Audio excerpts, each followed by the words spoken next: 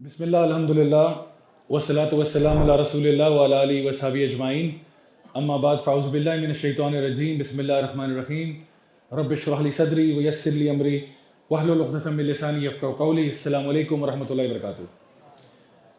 انشاءاللہ آج ہم جو پورشن کور کریں گے وہ سورۃ التوبہ میں سے ہے، جہاں پہ سورۃ التوبہ میں ویسے تو منافقین کے بارے میں بہت زیادہ تذکرہ کیا گیا ہے، اور انشاءاللہ لیکن ہم اس کو موضوع بنائیں گے بعد میں جب ہم لوگ قرآن کے آخری حصے کی طرف جائیں گے تو سورہ منافقون جب کور کریں گے تو وہاں پہ اس ٹاپک کو ہم ڈیٹیل میں انشاءاللہ ڈسکس کریں گے. آج جن آیات پہ ہم فوکس کر رہے ہیں ان کا تعلق منافقین اور مومنین سے ہی ہے، لیکن ایک خاص چیز کے بارے میں جو کہ منافقین نہیں کرتے تھے اور مومنین کرتے تھے، اور وہ یہ ہے کہ اللہ کی طرف بلانا، لوگوں کو دین کی دعوت دینا، امر بالمعروف کرنا اور نہی عن المنکر کرنا. اللہ رب العزت قرآن مجید میں سورۃ توبہ کی آیت نمبر 67 اور 68 میں ارشاد فرماتے ہیں کہ المنافقون والمنافقات بعضهم من بعض، یعنی منافق مرد اور عورتیں جو ہیں وہ ایک دوسرے سے ہیں. یأمرون بالمنکر وینہون عن المعروف، وہ برائی کا حکم دیتے ہیں اور نیکی سے روکتے ہیں. یہ بالکل وہ الٹ کام کرتے ہیں جو کہ مومنین کیا کرتے تھے. اور اللہ سبحانہ وتعالیٰ یہ بات فرماتی ہے کہ ایک اور ان کی خصوصیت یہ ہے کہ وَيَقْبِضُونَ أَيْدِيَهُمْ، وہ اپنے ہاتھوں کو بند کر کے رکھتے ہیں، اللہ کی راہ میں خرچ نہیں کرتے. تو انہوں نے اللہ کو بلا دیا، اللہ نے ان کو بلا دیا. وہ اللہ کو بھول گئے، اللہ نے ان کو بلا دیا. اور اللہ تعالیٰ فرماتے ہیں ان المنافقین هم الفاسقون، یہی فاسق لوگ ہیں، یہی گناہ گار لوگ ہیں، یہی اللہ کے فرما بردار لوگ نہیں ہیں. آگے فرمایا ان المنافقین آگے ہے وعد اللہ المنافقین والمنافقات والکفار، یعنی منافق مرد، منافق عورتیں اور کفار جو ہیں نار جہنم خالدین فیہا، یہ جہنم کی آگ میں ہوں گے.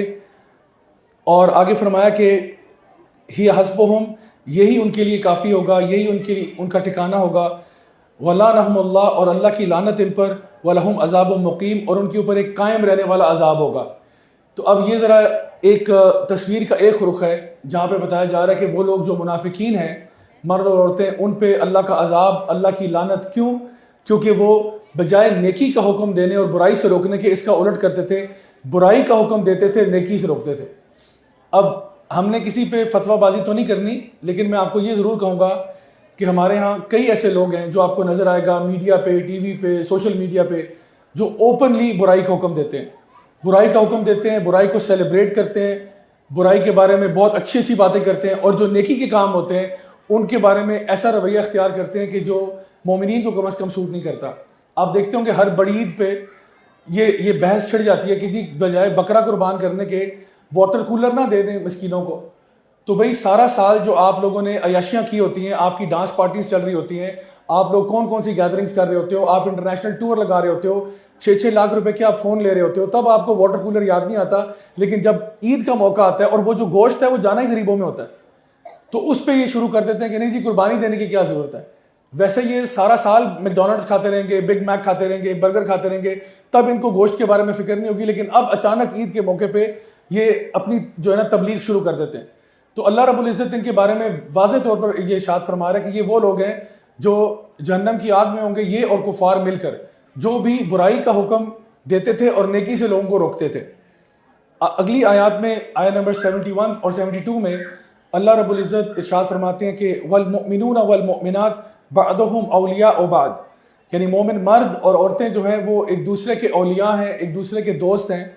آگے فرمایا کہ یأمرون بالمعروف وینہون عن المنکر ویقیمون الصلاۃ ویؤتون الزکاۃ ویطیعون اللہ ورسولہ اولئک سیرحمہم اللہ ان اللہ عزیز الحکیم. اللہ سبحانہ وتعالیٰ ارشاد فرما رہے ہیں کہ یہ وہ لوگ ہیں جو مرد اور عورتیں جو نیکی کا حکم دیتے ہیں، برائی سے روکتے ہیں، نمازوں کو قائم کرتے ہیں، زکوٰۃ ادا کرتے ہیں، اور اللہ اور اس کے رسول کی اطاعت کرتے ہیں. یہی وہ لوگ ہیں جن پہ اللہ کی رحمت ہوگی، اللہ کا رحم ان پہ ہوگا. اور یہ کون لوگ ہیں؟ جو کہ اللہ تعالیٰ العزیز اور حکیم ہے، اللہ تعالیٰ بہتر جاننے والا، پوری قدرت رکھنے والا ہے.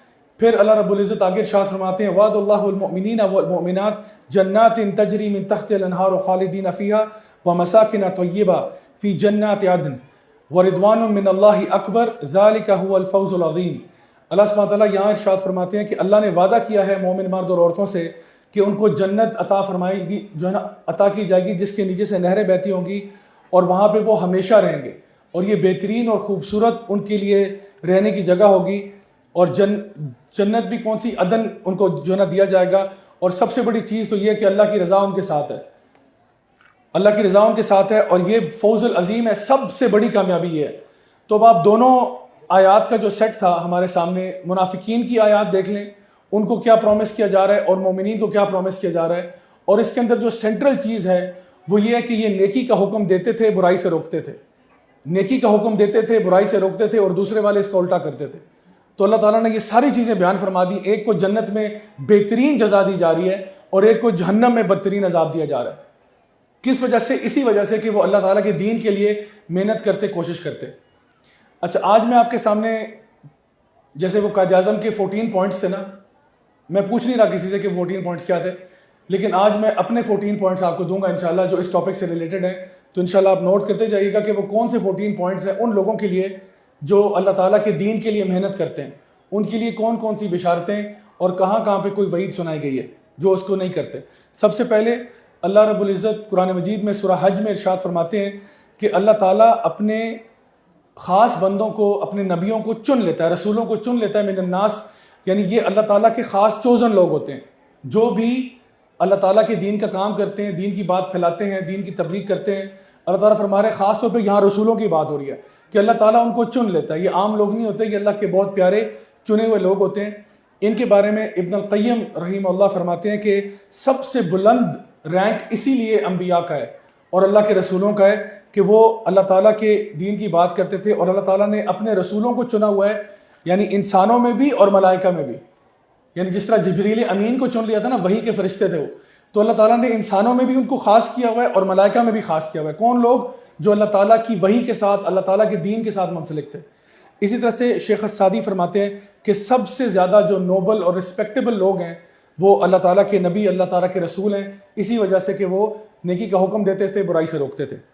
سو یہ تھا پوائنٹ نمبر 1۔ پوائنٹ نمبر 2 پہ آتے ہیں، یہ تمام انبیاء کا مشن تھا دین کی دعوت کرنا۔ وَلَقَدْ بَعَثْنَا فِي كُلِّ أُمَّةٍ رَسُولًا أَنِ اعْبُدُوا اللَّهَ وَاجْتَنِبُوا الطَّاغُوتَ، کہ ہم نے، اللہ تعالیٰ فرماتے ہیں، ہر قوم پر ایک نبی بھیجا جو کیا کہتا تھا، اِنِ اعْبُدُوا اللَّهَ، ایک اللہ کی عبادت کرو اور جتنے بھی غیر اللہ ہیں ان سے اپنا منہ پھیر لو۔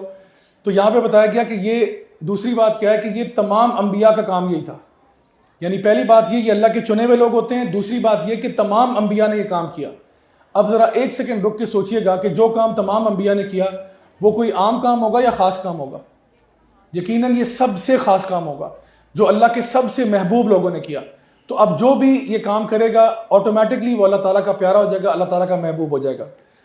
تیسرے نمبر پہ جو پوائنٹ آتا ہے، اللہ سبحانہ تعالیٰ فرماتے ہیں سورہ الانعام کے اندر آیت نمبر 48 میں، مَا نُرْسِلُ الْمُرْسَلِينَ إِلَّا مُبَشِّرِينَ وَمُنذِرِينَ، اور اللہ تعالیٰ فرماتے ہیں کہ ہم نے کوئی پیغمبر یا کوئی نبی نہیں بھیجا سوائے اس کے کہ وہ لوگوں کو خوشخبریاں بھی سناتا تھا اور لوگوں کو ڈراتا بھی تھا، نیکی کا حکم بھی دیتا تھا، ڈراتا بھی تھا کہ یا تو جنتوں کی بشارت بھی دیتا تھا، اور پھر انذار بھی کرتا تھا کہ بھئی ڈر جاؤ، اللہ تعالیٰ کا عذاب بھی جو ہے نا عظیم ہے، اور وہ ان کو ان سے پیچھے کرتا۔ اس کے بارے میں ابن القیم رحمہ اللہ فرماتے ہیں کہ اللہ کی طرف بلانا یہ تمام انبیاء کا بھی مشن تھا، اور جو بھی ان کو فالو کرتے ہیں یہ ان سب کا بھی مشن ہے۔ تو اس سلسلے میں جو بھی آج بھی 2023 میں بھی جو یہ کام کرے گا آٹومیٹکلی وہ اسی کیٹیگری میں شامل ہو جائے گا کہ جہاں پہ اللہ رب العزت فرماتے ہیں کہ یہ وہ خاص لوگ ہیں جو بشیرہ و نذیرہ، خوشخبریاں بھی سناتے تھے اور لوگوں کو ڈراتے بھی تھے۔ اسی طرح سے شیخ محمد رشید رضا جو ہے فرماتے ہیں کہ خیر کی طرف دعویٰ جو ہے، نیکی کا حکم دینا، برائی سے روکنا، یہ انبیاء کا مشن بھی تھا اور صدیقین کا بھی تھا اور سلف صالحین کا بھی تھا، اور بڑے بڑے لوگ اس راستے میں مارے بھی گئے، شہید بھی ہو گئے، اور یہ وہ لوگ ہیں جن کا سب سے اونچا مقام ہے اللہ کے نزدیک۔ تو یہاں سے پھر پتہ چلا کہ یہ کام جو ہے یہ بہت ہی نوبل کام ہے، انتہائی اللہ تعالیٰ کے محبوب کاموں میں سے یہ ایک کام ہے۔ آگے صحیح بخاری اور مسلم کی حدیث ہے، پوائنٹ نمبر 4، کہ معاویہ رضی اللہ عنہ جو ہے یہ ارشاد فرماتے ہیں کہ نبی کریم صلی اللہ علیہ وسلم نے یہ بات ارشاد فرمائی کہ جب اللہ تعالیٰ کسی کے لیے بھلائی کا معاملہ کرتا ہے تو اس کو دین کا فہم عطا فرما دیتا ہے۔ یعنی جب اللہ تعالیٰ کسی سے بھلائی کا معاملہ کرتا ہے، یہ نہیں کہا کہ اس کو نوٹوں سے مالا مار کر دیتا ہے، کیونکہ عام طور پہ ہم یہی سمجھتے ہیں کہ اگر مجھے اللہ نے رزق بہت دے دیا ہے تو اللہ تعالیٰ میرے سے بڑی بھلائی کر رہا ہے، یا میرا بلڈنگ کھڑی ہو گئی ہے، میرا پلازا کھڑا ہو گیا، میرا بزنس کو 4 چاند لگ گئے تو ہمیں لگتا ہے اللہ کا بڑا کرم ہے۔ لیکن یہاں پر نبی کریم صلی اللہ علیہ وسلم فرما رہے ہیں کہ واقعتاً جب اللہ کسی کا بھلا کرتا ہے تو اس کو دین کی سمجھ عطا فرما دیتا ہے۔ اب خود اندازہ لگائیں یہ کتنی بڑی بات ہے۔ اچھا یہاں پر میں ایک چھوٹا سا پوائنٹ یہ بھی ایڈ کرتا چلوں کہ جتنی بھی چیزیں ہم ڈسکس کریں گے، ابھی تو میں نے 4 پوائنٹس کیے ہیں، 10 اور رہتے ہیں، یعنی یہ سارے پوائنٹس کس طرح سے دین کی دعوت کی جاتی ہے۔ دین کی دعوت کے ہزاروں طریقے ہو سکتے ہیں، ہزاروں طریقے۔ ایک تو یہ کہ جس طرح میں ابھی آپ سے بات کر رہا ہوں، یعنی تبلیغ کرنا، درس دینا، ایک تو یہ طریقہ ہو گیا۔ ایک ہو گیا کسی کے ساتھ فون پہ آپ 1 to 1 بات کر رہے ہیں، یہ بھی دعوت دین ہے، خیر کی بات کر رہے ہیں۔ اسی طرح سے آپ کسی کو کوئی کتاب گفٹ کر دیتے ہیں، آپ کسی کو واٹس ایپ پہ کوئی ویڈیو شیئر کر دیتے ہیں، آپ کسی کو کوئی میسج لکھ کے بھیج دیتے ہیں، آپ کوئی پکچر ہے اس میں کسی کو ٹیگ کر دیتے ہیں، کوئی قرآن کی آیت ہے، کوئی حدیث ہے۔ اسی طرح سے جو لوگ دین کی خدمت کر رہے ہیں، دین کا کام کر رہے ہیں، ان کو آپ سپورٹ کرنا شروع کر دیتے ہیں، ان کے آپ ہاتھ بازو بن جاتے ہیں، چاہے فزیکلی چاہے فائنینشلی یا جس کیپیسٹی میں بھی آپ اللہ تعالیٰ کے دین کی دعوت کے ساتھ منسلک ہو جاتے ہیں، کہیں نہ کہیں کسی نہ کسی کیپیسٹی میں، تو آٹومیٹکلی آپ اسی گروہ کا حصہ بن جاتے ہیں جن کے بارے میں یہ ساری بشارتیں سنائی جا رہی ہیں کہ اللہ تعالیٰ کی رحمت ان کے اوپر، اللہ تعالیٰ کے سب سے محبوب لوگ یہ، اللہ تعالیٰ کے سب سے پیارے۔ تو یہ وہ ساری بشارتیں ہیں۔ تو 4 تو ہو گئی یہاں تک۔ 5ویں چیز کیا ہے؟ ابن مسعود رضی اللہ عنہ ارشاد فرماتے ہیں کہ نبی کریم صلی اللہ علیہ وسلم نے یہ بات ارشاد فرمائی کہ حسد کرنا 2 صورتحال میں اجازت ہے اس کی۔ ویسے حسد کرنا بہت بری بات ہے، آپ سب کو معلوم ہے، لیکن 2 چیزوں میں جائز ہے۔ ایک وہ انسان جس کو اللہ نے مال دیا ہے اور وہ اللہ کی راہ میں مال خرچ کرتا ہے، اس کا حسد آپ کر سکتے ہیں، اور ایک وہ انسان جس کو اللہ تعالیٰ نے دین کا فہم دیا ہے اور وہ دین کی دعوت کرتا ہے اور آپ یہ سوچتے ہو کاش میرے پاس بھی یہ ہوتا۔ اچھا یہاں پہ حسد سے عام طور پہ جو مراد لی جاتی ہے وہ والی مراد نہیں ہے۔ حسد عام طور پہ یہ ہوتا ہے کہ یا اللہ اس کے پاس کیوں ہے، میرے پاس کیوں نہیں ہے، اگر اس کے پاس پیسہ ہے کاش اس کے پاس نہ ہوتا میرے پاس ہوتا۔ یعنی یہ والا حسد نہیں ہے، یہ ہے کہ اس کے پاس بھی رہے اور میرے پاس بھی آ جائے۔ کہ ایک بندے کے پاس دولت ہے، وہ اللہ کی راہ میں خرچ کرتا ہے، اس نے جی ہسپتال بنا دیا، اس نے کوئی مسجد بنا دی، اس نے کوئی اسکول بنا دیا، اللہ کی راہ میں پیسہ لگا رہا ہے، تو آپ کہتے ہو کاش میرے پاس اتنا پیسہ ہوتا میں بھی اللہ کی راہ میں لگاتا، تو یا اللہ مجھے عطا فرما تاکہ میں اللہ کی راہ میں لگاؤں۔ یا پھر آپ وہ لوگ جو دین کا علم رکھتے ہیں، دین کا فہم رکھتے ہیں، آپ کہتے ہو کاش میرے پاس بھی علم ہوتا، میں بھی اللہ کے دین کی دعوت کرتا، لوگوں تک خیر کی بات پہنچاتا۔ تو ان 2 صورتحال میں حسد جو ہے وہ جائز ہے، ورنہ حسد جائز بالکل بھی نہیں ہے۔ تو یہ بخاری اور مسلم کی حدیث ہے اور یہ ہمارا آج کا 5واں پوائنٹ ہے۔ 6واں پوائنٹ صحیح بخاری اور مسلم کی حدیث، جہاں پہ نبی کریم صلی اللہ علیہ وسلم نے 3 قسم کے لوگوں کی مثال دی، زمین کے ساتھ کمپیئر کیا۔ ایک وہ زمین ہے جو بہت ہی فرٹائل سوئل ہوتی ہے۔ یہ کون سی سوئل ہوتی ہے؟ جہاں پہ جب آپ پانی ڈالتے ہو اس میں تو پانی وہ ایبزارب بھی کرتی ہے، اور پھر اس میں سے جو نا درخت نکلتے ہیں، پودے نکلتے ہیں، ان درختوں کا سایہ بنتا ہے، وہاں سے لوگ پھل توڑتے ہیں، سائے کے اندر آرام کرتے ہیں، جانور آتے ہیں وہاں سے چگتے ہیں، مطلب وہ ساری چیزیں، زمین کو بھی فائدہ ہوتا ہے جب پانی اندر جاتا ہے، زمین کو بھی فائدہ ہوتا ہے اور زمین سے اوپر والوں کو بھی فائدہ ہوتا ہے۔ زمین کو فائدہ یہ کہ زمین کو سالیڈیفائی کرنے کے لیے ایک درخت جو ہے اپنی جڑیں مضبوط کر رہا ہے، اور اوپر جو ہے اوپر والوں کو بھی فائدہ ہو رہا ہے۔ تو یہ تو پہلی قسم کی زمین ہے۔ دوسری قسم کی زمین وہ ہے جیسے کوئی پکا فرش ہوتا ہے، جس طرح یہاں پہ ٹائلڈ فلور ہے، اس ٹائلڈ فلور پہ اگر آپ پانی ڈال لیں تو یہ پانی اندر تو نہیں جائے گا اس کے، لیکن اوپر رہے گا، تو زمین کو تو کوئی فائدہ نہیں ہوا اس پانی کا، لیکن بہرحال اوپر والوں کو تھوڑا سا فائدہ ہو جائے گا کہ کوئی جانور، چرند پرند، حیوان کوئی آ کے وہاں سے پانی پی لے تو اس کو بینیفٹ ہو جائے گا۔ تو یہ دوسرے نمبر پہ آنے والی زمین ہے۔ اور تیسرے نمبر پر وہ زمین ہے جو بالکل بنجر زمین ہوتی ہے، صحرائی زمین ہوتی ہے، جہاں پہ پانی آپ پوری بالٹی بھی ڈال لیں تو نہ زمین کو فائدہ ہو رہا ہے نہ اس کے اوپر کوئی چیز اگ رہی ہے۔ تو لوگ بھی اسی قسم کے 3 لوگ ہوتے ہیں۔ ایک وہ لوگ ہوتے ہیں جن کے پاس جب دین کا علم آتا ہے وہ خود بھی فائدہ اٹھاتے ہیں، ان کو خود بھی فائدہ ہوتا ہے اور دوسروں کو بھی ہوتا ہے، خود وہ اپنے کردار کو، اپنے بیہیویئر کو چینج کرتے ہیں اس نالج کے مطابق جو ان تک پہنچا ہے، اور دوسروں تک بھی وہ بات لے کر جاتے ہیں تو فائدہ ہو جاتا ہے۔ دوسری کیٹیگری میں وہ لوگ ہیں جو کہ ہر دینی میسج آگے فارورڈ کر دیتے ہیں لیکن خود اپلائی نہیں کرتے۔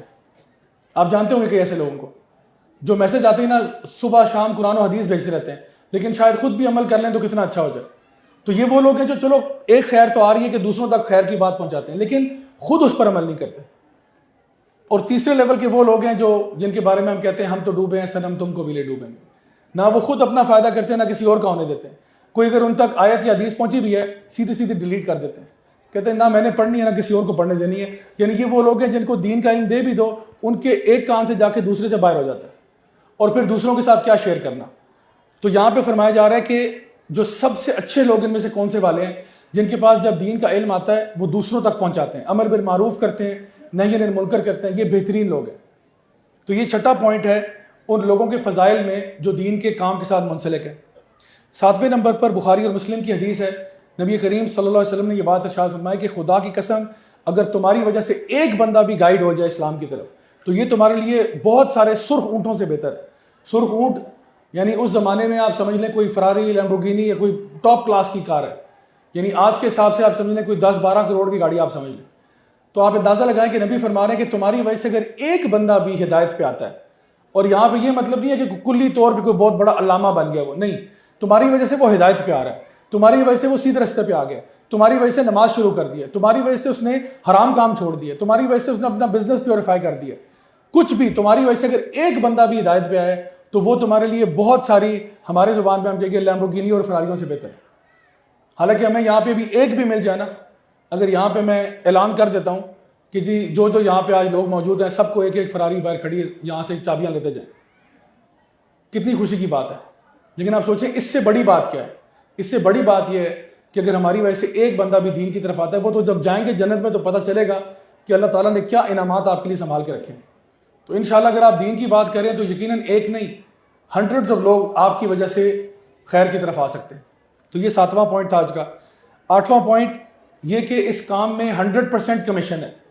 100% کمیشن. پوری دنیا میں کوئی ایسا بزنس نہیں ہے جو آپ کو 100% کمیشن دیتا ہو. سیدنا ابو ہریرہ جو ہے رضی اللہ عنہ, نبی کریم صلی اللہ علیہ وسلم کی بات ارشاد فرماتے ہیں کہ انہوں نے فرمایا کہ جو بھی کسی کو خیر کی طرف بلائے گا تو اس کو پورا ثواب ملے گا جتنا اس کو مل رہا ہے جو خیر کا کام کر رہا ہے, بغیر کسی بھی چیز کے مائنس ہوئے. یعنی آپ اگر ایک بندے کو خیر کی طرف بلاتے ہیں اور وہ کوئی نیکی والا کام کرتا ہے تو اس کی ہر نیکی کا اجر آپ کے اکاؤنٹ میں بھی جائے گا, اس کے اکاؤنٹ میں بھی جائے گا پورا پورا. یعنی ایسا نہیں کہ 50% جائے گا, جو وہ کر رہا ہے اس کو تو 100% ملے گا, آپ کو 50% ملے گا کمیشن, یا 30% کمیشن, نہیں, آپ کو 100% کمیشن ملے گا. اب مثال کے طور پہ اگر آپ ایک کسی شخص کو نماز کی طرف لگا دیتے ہو, پوری زندگی وہ نمازیں پڑھے گا, سارا کریڈٹ آپ کے اکاؤنٹ میں. میرے اپنے استاد مجھے کہا کرتے تھے کہ بیٹا اپنے گھر میں نا ریس لگاؤ, اپنے بچوں کو سورہ فاتحہ خود سکھا دو کہ جب بھی آپ کا بچہ سورہ فاتحہ پڑھے گا ثواب کس کو جائے گا؟ آپ کو.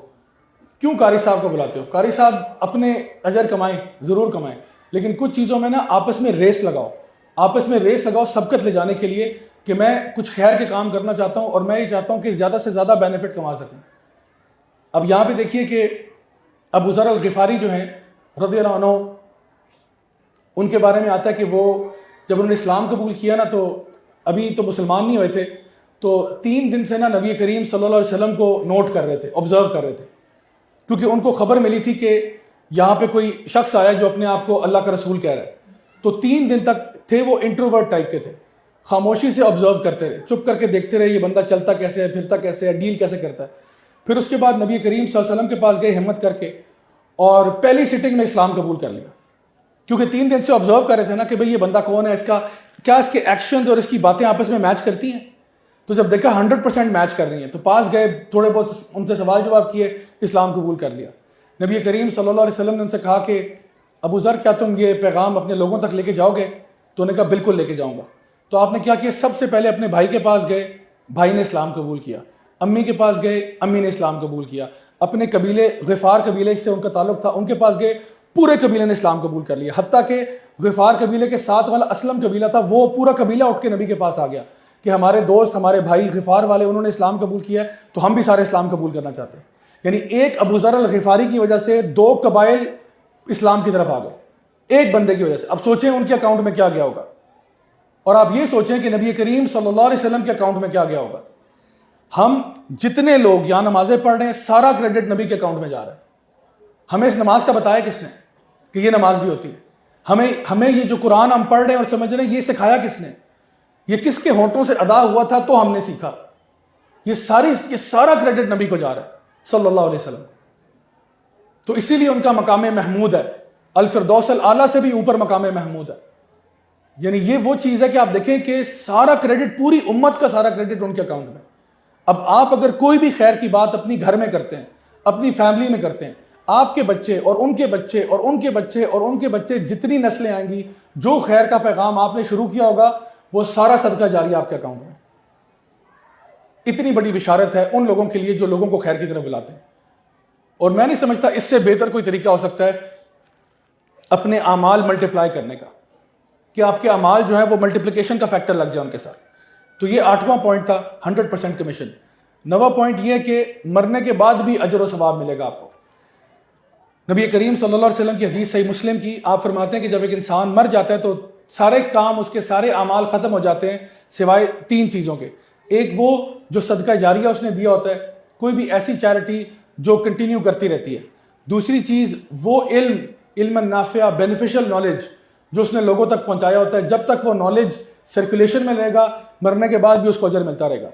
مثال کے طور پہ آپ نے اپنے بچوں کو نماز پہ لگایا، یہ کہا کہ اللہ کے ساتھ کسی کو شریک نہیں کرنا. آپ کے بچے اپنے فرینڈز کو بتا رہے ہیں، فیملی کو بتا رہے ہیں، اپنے بچوں کو بتا رہے ہیں، وہ آگے بتا رہے ہیں. جب تک یہ سلسلہ چلتا رہے گا، سارا کریڈٹ آپ کے اکاؤنٹ میں. مرنے کے بعد بھی آپ کا نامہ اعمال کلوز نہیں ہوا، اس میں لکھائی جاری ہے. اور پھر نیک اور صالح اولاد جو آپ کے لیے دعا کرے. یعنی 3 چیزیں ہیں جو مرنے کے بعد بھی آپ کے لیے اجر کا باعث بنتی ہیں. باقی سارے آپ کے اجر وغیرہ بند ہو چکے ہوتے ہیں. تو اس میں 2 چیزیں، صدقہ جاریہ وہ بھی بینیفیشل نالج کے ساتھ اٹیچ کی جا سکتے ہیں، اور بینیفیشل نالج خود. یہ دونوں چیزیں وہ ہیں جو ہمارے آج کے اس موضوع کے ساتھ جن کا تعلق ہے. 10ویں نمبر پہ نبی کریم صلی اللہ علیہ وسلم کی حدیث ترمذی کی، آپ نے فرمایا کہ یہ دنیا اور جو کچھ اس میں ہے وہ کرسڈ ہے، ملعون ہے، سوائے 3 چیزوں کے. ایک ذکر اللہ کا ذکر، اور ایک عالم دین جو دین کی بات پھیلاتا ہے، اور ایک وہ طالب علم جو وہ سیکھتا ہے. یعنی اس کے علاوہ پوری دنیا کرسڈ ہے، ملعون ہے. یعنی اس میں خیر نہیں ہے، خیر سے خالی ہے. اگر کوئی چیز خیر والی ہے، جس چیز کے ساتھ اللہ کا ذکر اٹیچ ہے، اس میں رحمتیں ہیں، اس میں برکتیں ہیں، اس میں خیر ہے، اس میں نفع ہے، اس میں فائدہ ہے.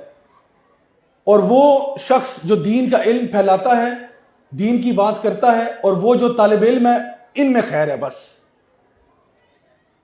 اب دیکھ لیں دنیا کے بارے میں نا، ویسے کہا گیا یہ مچھر کا پر ہے، ویسے کہا گیا یہ مری ہوئی بکری کے مطابق، یعنی جو ہے نا برابر بھی نہیں ہے، مری ہوئی بکری زیادہ بہتر ہوگی شاید.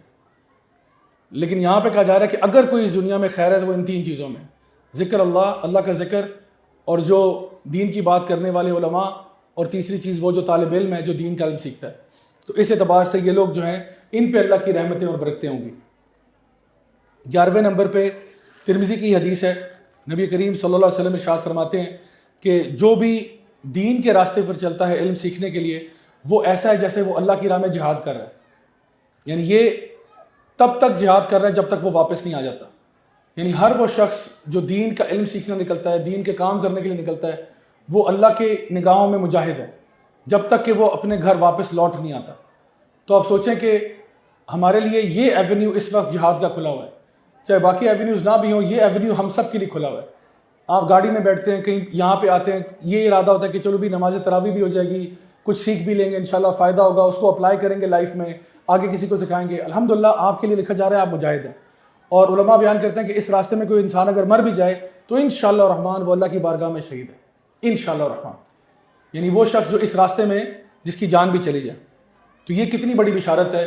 11ویں نمبر پہ 12ویں نمبر پہ جو حدیث ہے ترمذی کی، نبی کریم صلی اللہ علیہ وسلم نے ارشاد فرمایا کہ تم میں سے وہ شخص جو کہ دین کے بارے میں علم رکھتا ہے یا جو لرنڈ ہے، اس کی بڑائی جو ہے ایک عبادت گزار کے اوپر کیسی ہے. جیسا کہ آپ نے فرمایا میری سپیریورٹی اس کے اوپر جو تم میں سے سب سے ادنا ہے اس کے اوپر ہے. یعنی آپ نے بیان فرمایا کہ جو دین کا علم رکھنے والے لوگ ہیں، جو دین پڑھنے والے لوگ ہیں، دین سیکھنے والے لوگ ہیں، ان کا لیول کیا ہے کمپیئر ٹو ایک عبادت گزار. عبادت گزار بھی یہ نہیں کہا جا رہا کہ بالکل ہی فارغ آدمی ہے، عبادت کرتا ہے لیکن دین کا اتنا فہم نہیں ہے، دین کی اتنی سمجھ نہیں. ہاں نماز پڑھ لیتا ہے، روزے رکھ لیتا ہے، ذکر اذکار کرتا ہے، لیکن ان دونوں کا فرق کیا ہے؟ ایک وہ جو دین کا علم رکھتا ہے، اور ایک وہ جو علم نہیں رکھتا لیکن عبادت پھر بھی کرتا ہے. آپ نے فرمایا جیسا میرا مقابلہ کیا جائے تم میں سے سب سے ادنا کے ساتھ. اور ایک اور حدیث میں آپ نے فرمایا جیسے چاند اور تاروں کا مقابلہ ہے، کہ چاند اتنا بڑا نظر آ رہا تھا، تارے چھوٹے چھوٹے آسمان میں نظر آتے ہیں. چاند کی روشنی رات کو فل مون کی جو لائٹ ہے وہ بڑی پرومیننٹ ہے، اور آپ اس کو اسکائی میں مس نہیں کر سکتے. اس کا مقابلہ اگر چھوٹے تاروں کے ساتھ کیا جائے تو وہ مقابلہ ہے. تو اگین یہاں پہ پتہ چلتا ہے کہ جو علم رکھنے والے لوگ ہیں، علم سیکھنے والے لوگ ہیں، وہ اللہ کے ہاں کتنے مقبول ہیں، اللہ کے کتنے پیارے ہیں. 13ویں نمبر پر سنن نبی داؤد اور ترمذی کی حدیث ہے، نبی کریم صلی اللہ علیہ وسلم نے ارشاد فرمایا کہ جو بھی علم سیکھنے کی راہ پر نکلتا ہے اللہ تعالیٰ اس کے لیے جنت کا راستہ آسان کر دیتا ہے.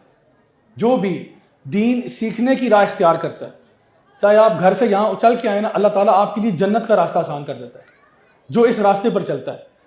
اور فرمایا کہ اللہ تعالیٰ کی ہر مخلوق اس کے لیے دعا کرتی ہے، حتیٰ کہ سمندر کی مچھلیاں بھی اس کے لیے دعا کرتی ہیں، اور فرشتے جو ہیں اپنے پروں کو بچھا دیتے ہیں اس کے لیے جب وہ اپنے گھر سے روانہ ہوتا ہے۔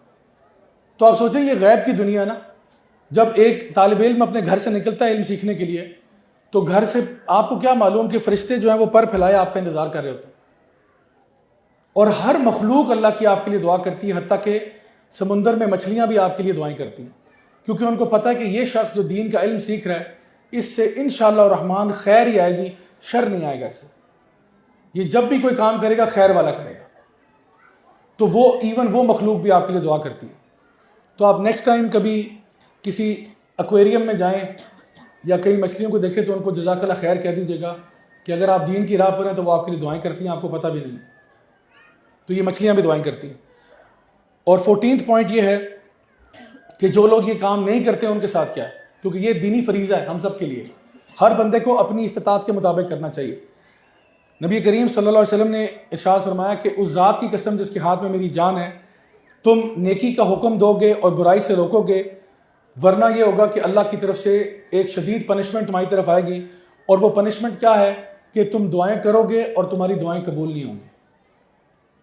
نبی فرما رہے ہیں، قسم کھا رہے ہیں اللہ کی، اس ذات کی قسم جس کے ہاتھ میں میری جان ہے، تم نیکی کا حکم دو گے اور برائی سے روکو گے، اگر یہ نہیں کرو گے تو اللہ کی طرف سے ایک پنشمنٹ آئے گی۔ وہ پنشمنٹ کیا ہوگی کہ تم دعائیں مانگو گے، تمہاری دعائیں قبول نہیں کی جائیں گی۔ تو اگر آپ اور میں یہ چاہتے ہیں کہ اللہ تعالیٰ ہماری دعائیں قبول کرے تو نیکی کا حکم دیں، برائی سے روکیں اور اس کام میں لگ جائیں، کسی نہ کسی کیپیسٹی میں اپنے آپ کو اس کام کے ساتھ منسلک کریں۔ آخر میں سورہ حج کی آیات بیان کر کے میں اپنی بات کو کنکلوڈ کرتا ہوں۔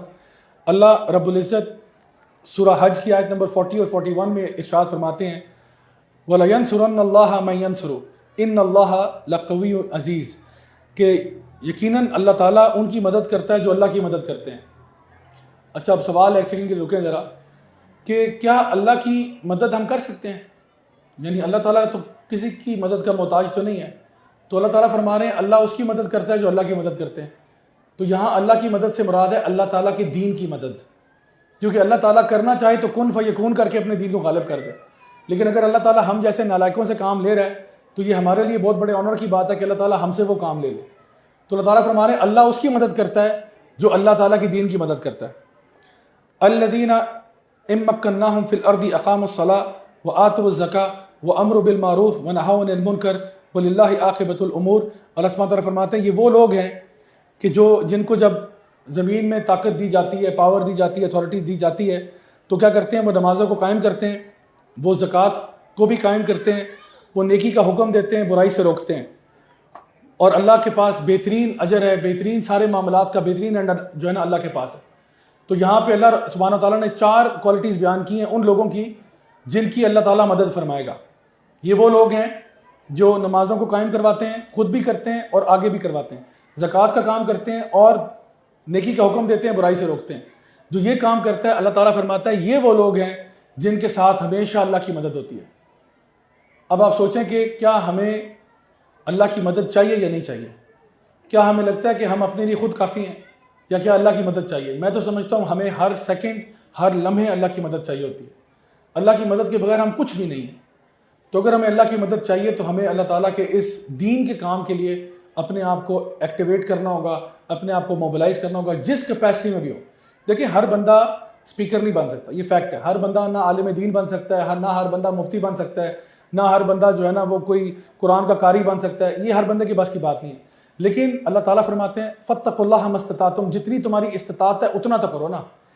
کسی کو اگر اللہ نے مال دی ہے آپ مال خرچ کریں اللہ کی راہ میں، کسی کو اللہ تعالیٰ نے اگر طاقت دی ہے آپ جا کے والنٹیئر کریں، کسی کو اللہ تعالیٰ نے علم دیا ہے وہ علم پھیلائے، کسی کو اللہ تعالیٰ نے کچھ اور چیز دی ہے اپنی فیملی میں کام کرنے کا موقع دیا ہے وہ کام کرے۔ ہر بندہ اپنی استطاعت کے مطابق کام کرے۔ یقیناً اللہ تعالیٰ بہتر جانتے ہیں کہ آپ کی کیپیسٹی کیا ہے، اللہ تعالیٰ بہتر جانتا ہے آپ کی کیپیسٹی کیا ہے، اس لیے اپنی کیپیسٹی کے مطابق کریں۔